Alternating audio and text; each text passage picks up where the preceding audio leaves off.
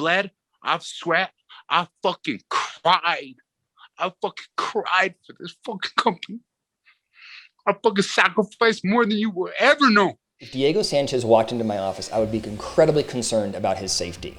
You have a UFC fighter here that has lost his entire identity. He comes across as emotionally dysregulated, psychologically distressed, angry, reactive. All of these things together, I think, put him at risk for suicide. Suicide happens in one of two ways, generally, one of two ways. The first way is you are someone that has experienced depression for a long time, and you make the decision, this is not getting better, I don't know what to do, I'm gonna make this bad decision, right?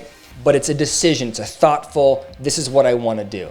The other type of suicide is the reactive, impulsive, I'm in pain, I'm in distress, I don't know what to do.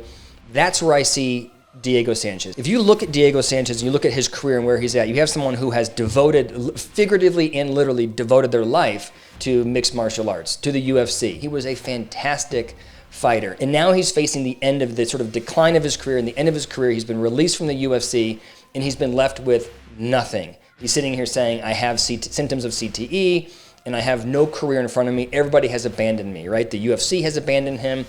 Jackson Wink Gym has abandoned him. These are the two sort of institutions he's been a part of for years.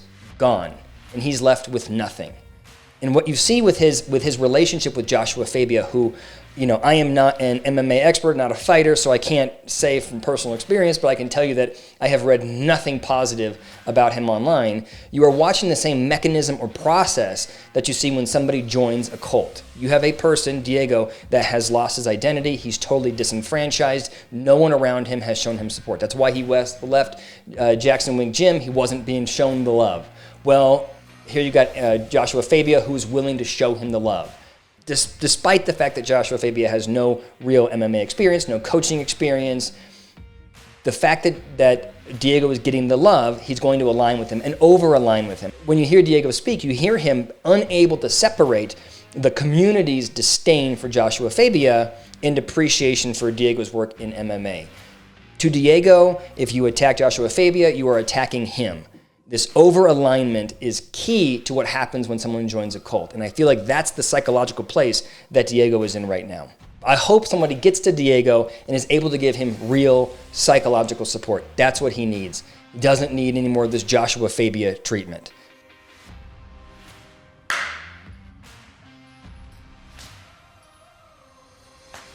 I also think that this is a wake-up call for the UFC. The UFC is hiding behind this idea that all of the UFC fighters are, 1099 independent contractors. And as a consequence of that, there's no real need to do ongoing support and care for these fighters. If you have someone like Diego who has devoted 17 or 16, whatever it is, years of their life fighting for you and putting their life on the line for you, you owe them, I think, ongoing psychological support. How can you have someone come to you and go, I'm experiencing CTE or symptoms of CTE, and you go, whoa, you can't fight for us anymore, see you later, and just wash your hands of it? Good luck.